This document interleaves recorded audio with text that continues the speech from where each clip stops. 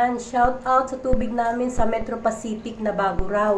So, as you can see guys, eto, parang na siyang nesty. Ganito siya kalabo. Akala naman namin magpapalit na yung aming tubig dito, yung department niya. Pero mas lalo lumala. Naka-schedule pa yung tubig dito sa may Citro, sa may San Del Monte, Bulacan. Tapos tingnan niya yung tubig.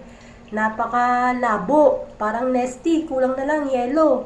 Tapos, may time pa. So, nakapag-ipon ako. Gumising ako ng alas 3 sa madaling araw. Imbis na pahinga pa namin eto, nag-iipon tayo guys. So, ayan. Kita nyo naman kung gaano kadumi yung tubig namin, no? So, shout out sa Metro Pacific yan. Anyari? Bakit lalong lumala? O, tingnan nyo yung tubig namin. O, napakalabo. So, ayan. Sana naman mabigyan to ng pansin ng ating kinauukulan, no? Kasi tingnan nyo naman yung tubig. Napakalabo. Ayan. So, shout out. Tapos, may schedule pa. Grabe naman, may schedule talaga. Imbis na papahinga pa yung mga tao, hindi. Talaga maubliga na gumising ng madaling araw para lang makapag-ipon. Kasi kung di gigising ng madaling araw, wala tayong magiging tubig. Ayan. Yung naipon natin na tubig, ganito po ang itsura.